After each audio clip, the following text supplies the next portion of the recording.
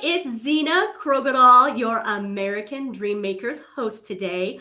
I have a very special guest this morning. She has a heart of gold. Her name is Dianne Blake, and I am excited to bring her on here. But first, let me get our intro video on, and we will get started. If you're watching this, please be sure to share this out on your platform. And if you want to make comments, go ahead and give StreamYard permission at streamyard.com/Facebook so that we can see who you are when you are asking questions. And don't be afraid to hop in and say hello. So here's the intro video. Here we go.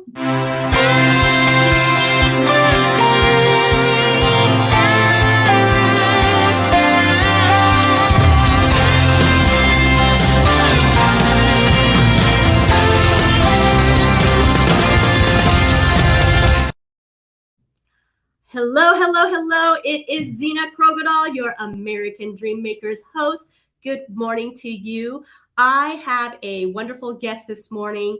Her name is Dianne Blake, and she has created a known universe, and she is going to tell us all about it today. So I'm going to bring her on, and we're going to get to know who Dianne Blake and why she decided that we needed this universe. So here we go.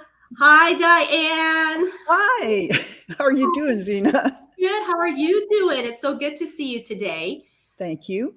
And I know you're a busy gal, so I'm really glad that you were able to stop in and chat with us today. And before we get into your exciting things, we'd like to know about Dianne Blake. So tell us a little bit about yourself, Dianne.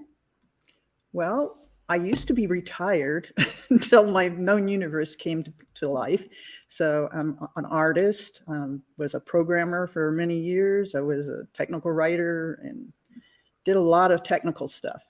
And so it's been hard over the years to just balance out being a technical person and an art person. So this new project I'm on sort of gives me the best of both of those things. So I really enjoy it.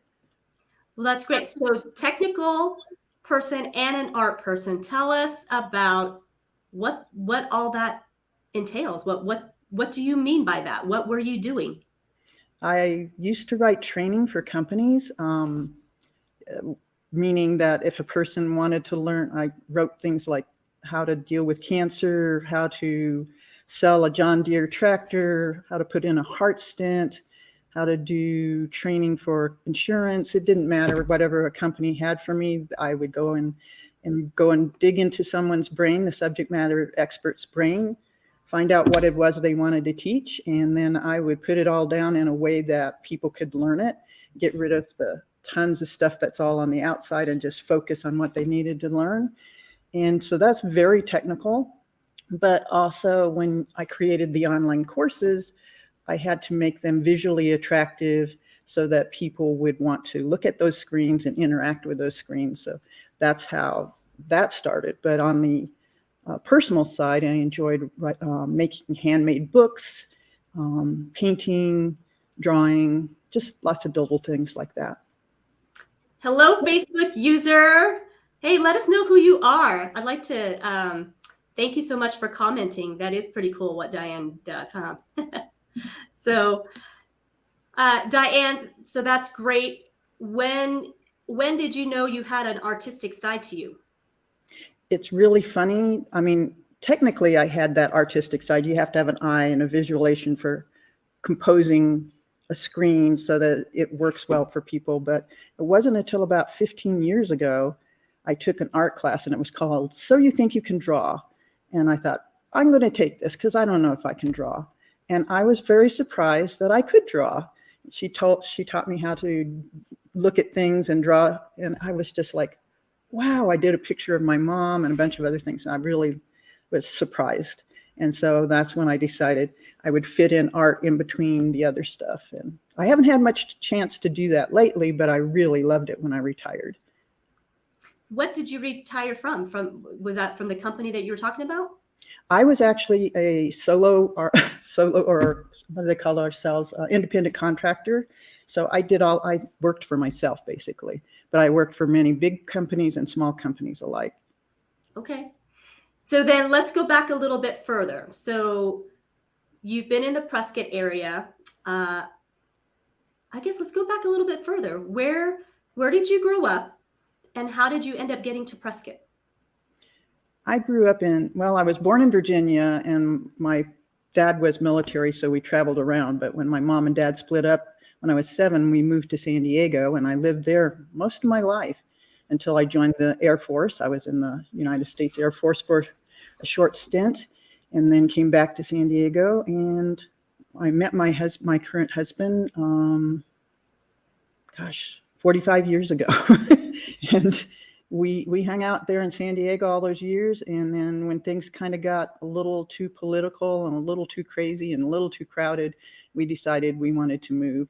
We tried going to many places over the years. We would take road trips to go visit my folks in Iowa and whatever. And we would stop in different cities trying to see, where do we want to retire?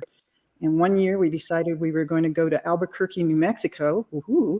And on the way, we saw Prescott, and we fell in love with Prescott. So we came back. We bought here 15 years ago, and we love it here. And you still call it Prescott, huh? No, I call it Prescott, but most people can't spell it if it isn't spelled right or isn't sounded out right. So you served in the military, in the Air Force. For how long were you there? I did 4 years regular during the Vietnam era, and then I did 2 years of active reserve. Well, thank you so much for your service. What did you do in the military? What was your job?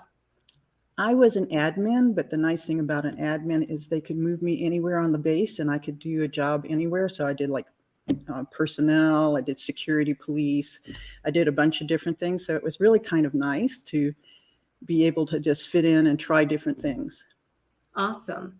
So you were during the Vietnam era. Yes. But were you stationed here in the United States, or where were you at? I did not go in theater, so they didn't really let women do that much unless you were like on a MASH team or something. But I was stationed mainly in the United States, but I did do 2 years in the UK, which was kind of interesting to do because they speak the same language mostly, and their cultures are kind of the same. So it wasn't a big difference for me, and I really enjoyed it. Well, that's great. Now, were you married at this time? To my first husband, yes. Okay. But yeah, no, it was, yeah. And then when I got out, I don't know, I ended up my last station was here in Arizona, actually, at Williams Air Force Base, which is now the Chandler Airport, I guess. So almost all the bases that I was ever stationed at are now civilian airports. So wow. It's kind of strange, but that's the way it is now. Well, change happens, right? Change happens, name changes and that sort of thing. But thank you again for your service to our country. That is amazing and awesome. I, of course, have a real heart for veterans because it's a sacrifice. No matter what position you have in the military, it is a sacrifice. And no matter if you're in combat or not, there are things that go on that is a huge sacrifice for our veterans. So definitely thank you very much, Dianne, for that. And I would imagine that even those years that you served really helped to propel who you are today. Is that? Yes. It's kind of strange. When I was 16, and I don't know why I remember this day so vividly, but I was 16 years old, and somebody had left an article open, a magazine open on the dinner table, and I walked by and I saw this thing that said IBM, and I thought, read a little bit about computers, and I thought, ooh, that sounds exciting. But I was 16. I didn't know anything about anything. But when I joined the Air Force, I had wanted to be a pilot, but that wasn't really in the cards for me. But towards the end, I took classes on, computers, and I really enjoyed it, although the punch card thing was not a lot of fun. But I really got into the whole logical way of thinking of things, putting things in steps and that kind of stuff. And I really loved it. And that was the beginning of the journey to working in computers. Wow, very cool. So that's where your love of computers came to be. Yes. That's great. Awesome. So then you got out of the military and you worked as an independent contractor from the very get-go? Oh, no. Well, first, when I got out, I was able to finally go to college because we couldn't afford college when I was growing up. So I was able to use the GI Bill, which was wonderful, and I was able to take classes. And the time I had to take business classes because computer science was not a thing then. And so I got my bachelor's degree in accounting and marketing and business. It was called business. It was a business science degree. It was interesting to try to learn computers at the same time you're using business, but that was the way I kind of envisioned using computers back then. I mean, most people used it for accounting. So I enjoyed doing that. And so I was able to go work at a company called NCR, or people used to call it a National Cash Register. And they just went with the initials later. And I worked for them for 13 years, and I climbed the ladder from a typist to computer operator and programmer, and finally ended up as a senior systems analyst. So it took time to do, but I enjoyed all the steps. Great. So when did you retire? When did you officially retire? 2019, just before the COVID. Great timing. Yeah, it was an interesting time because, but at that time that I retired, I was really ready. I was working on probably 4 or 5 projects at a time with people in different countries, different project teams, all on different topics. I think the last project I worked on was for Delta Airlines, where I had to put together a course on how to refuel an aircraft when their fuel gauge was broken for their, on the gas tanks. They call them fuel tanks, I think. But anyway, it was kind of interesting to see how they would level things out and did stuff that they had to learn to do in order to make sure they filled the craft safely. Yeah. Wow. But That's go ahead. I'd say that's some details that you have to make sure are completed. Yeah, otherwise it's not safe for people to travel. So, Yeah. but I was ready to retire. It was just too much stuff to do at the same time, and I was looking forward to just doing some art, and that it was a good thing. Well, but then something happened. It's called COVID. Yeah.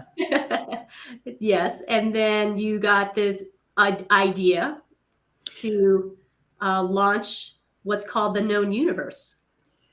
I don't really want to get too political here, so I will be good about that. But I will say that during the COVID era, we had a lot of scaring things going on as far as what was going on in the news, what was happening on TV, what was happening with big tech. And it felt like people were losing their privacy. People were being kicked off of the platform who had a different opinion about things. And it was kind of making me kind of, I don't know, cranky. I'll just say not that nice word, cranky. But one day, in January 13th, 2021, to be specific, I felt a call. I'm a woman of faith, and I felt that God called me to create a website. And I thought, no, I don't want to do that. But I felt called to do it. And so I just started doing it. And it was a difficult journey for me because although I know all about programming and all, the world had changed since I used to program. And I was working with WordPress.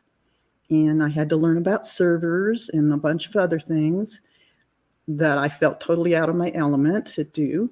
But over the next 2.5 years, I learned how to use it, how to make it something that where people can go and have privacy, can be able to speak their mind, have a group of people that they feel comfortable with, and they don't have to worry about me censoring anybody. In fact, I've given them the censoring tools, or we call them moderation tools, to moderate their group and be able to be in charge of what's said, not me. Okay, great. So I've got a video here. How about we go ahead and play this video about the known universe? Does that would be fantastic. Thank you. Let me add this.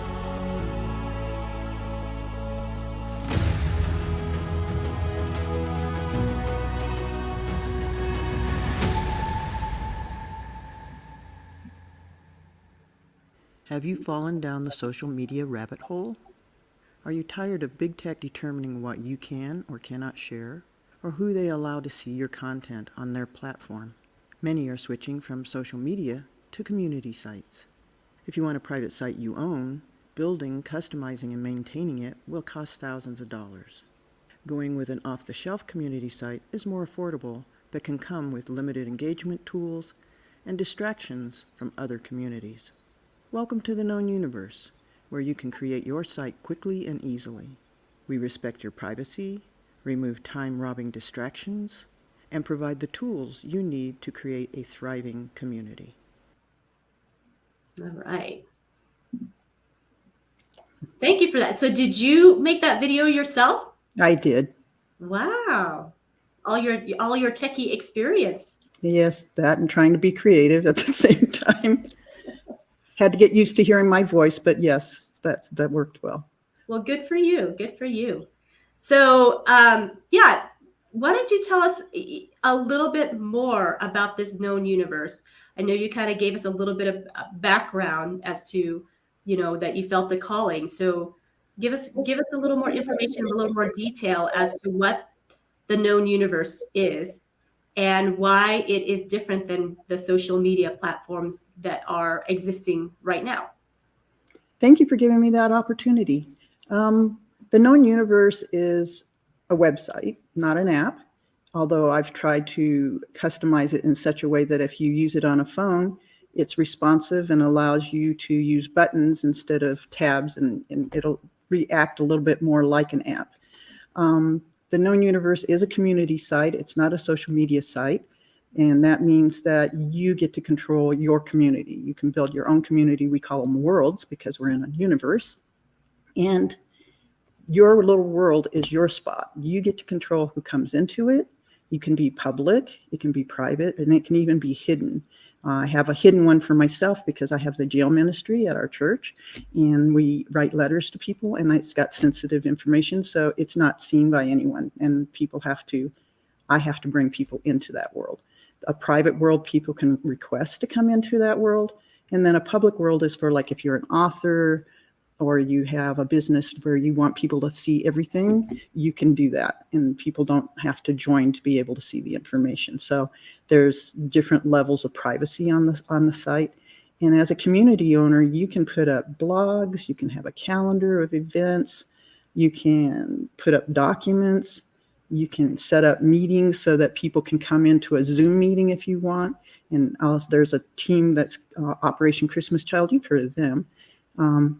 They use it for their teams to, they have a group of people that are spread clear across the county, and they can't always get together for meetings as far as in person. So they go on Zoom and they have their meetings and they're able to get their business done. And the thing that I like about it is, as the Known Universe administrator, I get to help these people build their communities, maintain them, and do whatever it is that they need to do. In this case, share the gospel message. That's great. That's great. So right now, when did this get launched, the known universe?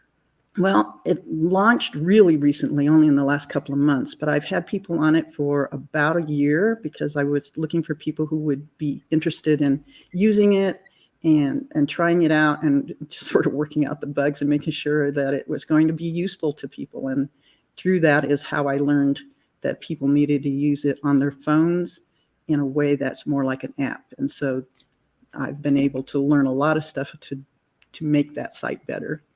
Okay, so you are the creator of the site, Yes. and you're also the one that maintains the site? At this point in time, yes, that hopefully will change soon, but we're doing it for now. Okay, and how many universes are there? I guess, is that what it's called? Worlds? They're worlds. I've got about 40 worlds out there right now. We only have a couple hundred people on it right now, but I don't measure success by the number of people, but so much by what I can do to help them create a community and who they serve.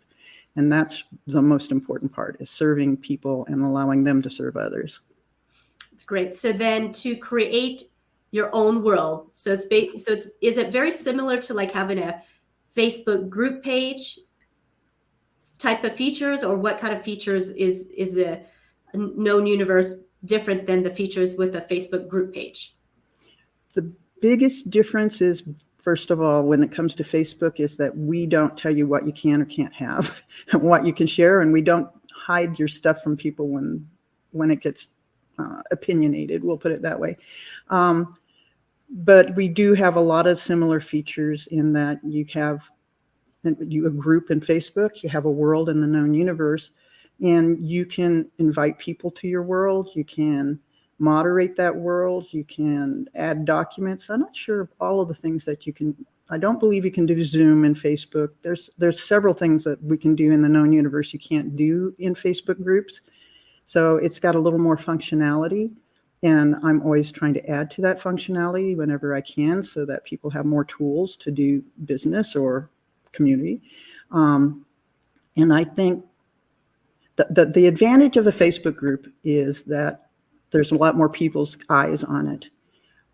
The disadvantage is that there's so many people, so many groups out there that you sort of get lost in the big frame of things because there's so many people and so many groups. So it's really, the known universe right now isn't that big, and that gives you an opportunity to sort of step on that platform and be the first one to be seen and known. Well, that's very exciting for you to, and very courageous, I will say, for you to step out and do something that hasn't been, that's just, a different concept. And I know that's probably part of the challenge that you were talking about getting it launched, is trying to explain to people what this is and how it's going to benefit them. And so I do want to applaud you and tell you that I am proud of you for being courageous, because sometimes people, they'll have dreams and thoughts and feel like there's something pressed on their heart, but for whatever reasons, they'll talk themselves out of taking that next step, which is, actually doing it. And so I want to applaud you for being courageous and doing it, not knowing how it was going to pan out, but going for it. So can you tell us how you got that courage to step out to do something like this? Because, there's a lot of people out there that might be listening that might be like, well, I have an idea, but I'm not sure that I can do it. I don't have money. I don't have resources. I don't even know if I have the ability to do this. So give us a little inspiration, Dianne, because this is the American Dream Makers, and we are all about, making the American dream come true. And I do believe that the American dream belongs to all of us. Yes. And not only can we achieve it, but we can actually go beyond. And part of the reason why we can do that is because when we come together collaboratively to share our ideas and inspire one another, that's kind of that launching board. So I'm just asking you to give us some inspiration for those of us that may be like pondering an idea and not sure if we need to just step out and do it. Wow. It's kind of interesting. Like I said, I felt called to do it. So that was the impetus. There we go. The impetus to get me started. There has to be usually something that just, it's like going on a diet. You have to determine to do it. You have to decide that there is something sufficient in your life that motivates you to move forward. And like starting a diet, if you can say, gee, I would like to lose 20 pounds by the end of the year. But if you don't go through the steps to do that, you're probably going to still be where you were, or unfortunately, worse condition. But if you determine that's something you want to do, then you have to set about a plan to do it. And one of the things I did was just sit down and say, okay, I don't know where this is going because I'm called to do something. I don't know I have a 5-year plan or anything, but I can decide that, okay, I'm going to do this. I need to first start the research. And you just have to start the baby steps of saying, am I pointing in the right direction? And that's what I had to do with the research is, okay, what do I do? How do I get there? What tools am I going to use to get there? And each step was sometimes confusing. I sometimes felt like maybe I'd misheard, or maybe that I should have been doing something else. But as long as I stayed the course and just said, no, I'm going to just keep going. I'm just going to keep going. And each step gets a little bit easier. And I can look back today and say, wow, I've come a long way. It was a very interesting journey because I wasn't sure where I was going. But I feel like in my case that God led me each direction it led me each step and in the right direction. I prayed a lot. I asked friends for their advice on what they saw and thought, with always keeping in mind there's some people who are dream killers. So you have to be careful about the dream killers because there's going to be say, oh, you can't do that. You don't have this. You don't have that. You don't know. And you have to move beyond that. And you have to put those people to the side and say, those people are not going to kill my dream. I have to keep going for it. And just think about the people I was going to serve. To me, that's always been top of my list since I came to Christ. Who can I serve? How do I serve? When can I serve? I try to make myself available, and I feel like God's always called me to be available, and to not tie myself down to too many things, so that when He called me to do something, I was available. That's beautiful. Beautiful. Thank you for sharing that piece of you. So as you are continuing, because this is a launch and this is new. So Yes. as you are continuing and you are finding obstacles, and once you kind of get through one, I would imagine another one pops up or Yes. two. And so how do you keep the momentum going? The people I serve. It's really, I enjoy talking to the people that are on my site. I know them. The reason it's called the known universe is you should know the people that you invite onto the known universe. So if you have a community, you should invite people you know, or people that you know have similar thoughts or goals or objectives in their lives, things that they want to achieve. And for me, anyone who comes on, I get to know them. I understand what they're trying to do. I have one lady who she's an adopted mom, and she's an adopted mom coach, and she helps those moms who are brand new at adoption. And these children have usually come out of really bad situations, and they bring that trauma and distress from wherever they were before into that family. And it's difficult sometimes to go through that process. And this woman is the coach that's been through that process and walks them through and helps them to encourage those children. I get to be a part of that, and it's exciting because I'm there to help her make sure that her community's working well, to help her find ways to get more people to come into that she can serve. That's just one example of the people that are coming on my site, and frankly, their inspiration, their motivations inspire me. Wow, that's awesome, Dianne. Thank you for sharing that as well. And when you're speaking, I can hear that this is something that has been purposed deep in your heart. This wasn't just like you woke up one morning and the idea was there, and it obviously, it was something that has been embedded deep in your spirit. Yes. And so when I listen to you speak, what I'm hearing is that you felt like there was a purpose bigger than yourself. Yes. In creating this known universe. That if you didn't do it, that people were going to suffer, so to speak. That there was not going to be something out there for them that was needed. Yes. And so that's why you're feeling so determined. Is that correct in what I'm seeing and hearing? Yes, you are correct. It's the opportunities that would have been missed. And people, I know when I've talked to the people that have come to my site, they have expressed their frustration with regular social media and how certain things are not allowed to be shared that they want to share. That when they do have an audience, if someone along the line doesn't like what's going on, they will remove some of their audience and they can't reach them anymore. And that, to me, is sad. I think people who have a purpose in life, who have something that they want to give from their heart, should be able to do that. And I don't know, there's just like another lady that I know she's over the years had 10 children, 4 of her were her biological children. And the rest she's adopted, children with special needs.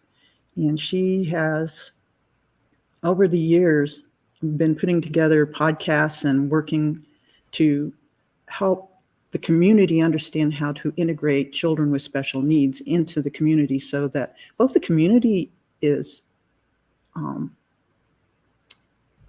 they're learning how to not be weirded out. I don't know how else to say it. Be weirded out by children with special needs and realize that they're just people with a slightly different way to look at the world. And to be able to help them integrate into the system and those children to feel like they're valuable as well. That's priceless. I mean, I don't know how else to say it, but these people inspire me. I couldn't do those things. I don't have that heart, but I can support those people. It's sort of like going back to the Air Force. I was in a support position. Other people were going off to war or they were doing other things. And if I wasn't in the background helping to support them, they couldn't do their job. And that's why I still see myself as the person, as a support person who gives them the tools, the place to go where they can, do what they need to do and support people. So if somebody wants to get a hold of you and wants to know more about the known universe, I believe this is your website, correct? Yeah, it is correct. Okay. So if they go to this website, they can reach out and contact you through it? Yes, they can. So how much does a world cost to create for someone, or does it vary? Is there different packages? A regular world all by itself is $360 a year. And I have to tell you, that's the price of having a blog a year for most people when they go onto other sites. A blog will cost you about $30 a month to have just that. But with the known universe, you get the social messaging and all the other stuff that you would find in social media, plus Zoom and a bunch of other things for that price. And that price could change over time, but for right now, that's what it is. And you can buy worlds and not just worlds, but stars, which is basically a package of 5 worlds at a lower price and that kind of thing. So we do give a little bit of a discount for that. And the nice thing about the known universe that Facebook and other social media sites don't have is you can have a parent and child relationship. So you can have the parent world, and then you can have little smaller things underneath that, like a business might have sales and HR and some of the other things underneath the main company. So it breaks things down and makes it easy for each group that might be doing slightly different tasks and having different people they're talking to. Okay. Well, you guys definitely get a hold of Dianne if you are interested in creating your own world. Something that maybe, I'm guessing that you were talking about the price because some people have probably commented on the price of the world. Is that why you're saying that? I think that it's important people to know that they're going to get so much more from this than just a blog. And I know a lot of people do blogs, and you can have your blog on the known universe. So it's just one of many things you can have. Okay. Yeah, because on, of course, Facebook and LinkedIn and that sort of thing, they've got free sites and Yes. if you run ads and that sort of thing, it costs money. And so, but what you're saying is once you create your world, you have those resources already in the world. Right. And but the other thing to know is we don't put ads on our site because we don't want people bombarded by a bunch of stuff that's not interesting. One of the things that video talks about is distractions. When you come into the known universe, you create your world. If people come into your world and join it, you can give them a link to whatever's in your world, and they can click on that in their email, and they never have to see anything else in the known universe. So you basically have a captured audience, and you don't even have to your people don't have to be distracted by the cat pictures and the birthdays and all the things that we see when we go on Facebook, which, 2 hours later you realize, oh, I had other stuff to do today. So you can come in and go and get things done and leave. Great. Well, you obviously put a lot of thought into this, so that's great. Dianne, any final words you want to leave us with, before we say goodbye, and just anything else that's on your heart that you would like to share? I would like to share that Zena is doing a great job. She's serving us by giving us this platform, this opportunity to share what's going on in our hearts and to help other people realize that their dreams are special. So thank you, Zena. Oh, it is my honor, Diana. I'm very honored to know you and your husband. You guys are salt of the earth and you have a big heart. And I'm so glad that you're out there just continuing to serve the people of God. And so very excited for you as the years march on, because we know that until we take our last breath, there's always a mission to accomplish. Yes. So, and this is the assignment for you for this season. And so it's exciting to watch you and exciting to see you grow. And so, again, I'm just blessed and honored to know you.